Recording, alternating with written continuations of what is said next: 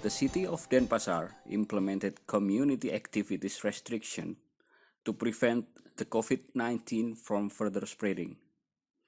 I feel this changed traditional market habits, especially in Indonesia. In this country, the traditional markets tend to be wet and dirty. But now, the sellers are using plastic gloves and face masks, even though it's just because of the COVID-19 health protocols. For me, these things became a new habit of hygiene, which is better for everyday's health. Hello everyone, my name is Dicky Bisinglasi. What I do for a living is I'm a freelance visual journalist. I am from Malang, East Java, Indonesia, and then I currently based in Bali, Indonesia. The reason I'm photographing the pandemic in Bali is to create a historical record. The COVID-19 pandemic was, at least in my generation, the first ever. Nobody has ever seen a virus pandemic before. And because I live in Bali, which is a popular international tourist destination, I felt compelled to document how the pandemic affected Bali, particularly on the economic front. My photos were taken on various days and months. During the pandemic, I was inspired to do something, which in this case was photography. I attempted to go out almost twice or 3 times per week, recording what happened around me. I ride my motorcycle, stop somewhere, or even walk around taking photos. Of course, I'll be wearing face masks, hand sanitizers, gloves if necessary, and even a personal protective suit or PPE if I go to the red zones. For me, once again, history. So that future generations can learn about what happened in the past. What would we do if a virus spread and changed our lives, shutting down our economy, causing us to lose our jobs and have no money to meet our basic needs, or even murders us, like the COVID-19? Especially for the government, we could have learned how to anticipate an area that is too reliant on one industry, such as tourism like Bali,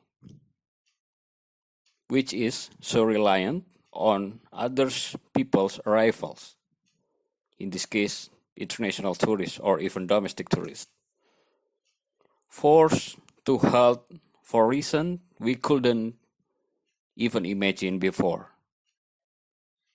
As a result, we could do better in the future. I hope we found a solution, even if it was temporary one at that time.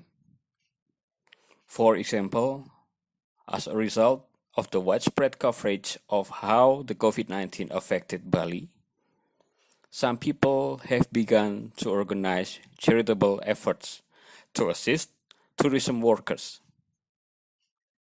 such as free food and free groceries that came from variety of sources,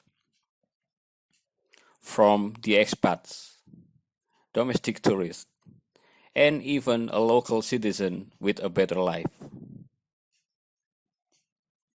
The second goal is to raise global awareness. Aside from economic factors, the pandemic has literally killed us due to our failure to follow the rules and health protocols.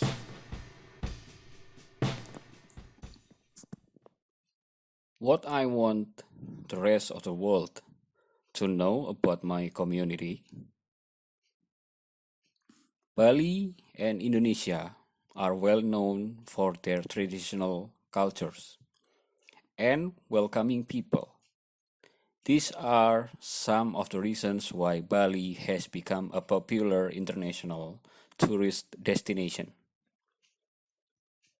From many provinces in Indonesia at that time, I believed Bali was the worst in terms of economic decline due to the COVID-19. Imagine if the pandemic did not end and continued for another year or more with no improvement in conditions. That is not impossible if Bali is no longer there. Bali will be gone.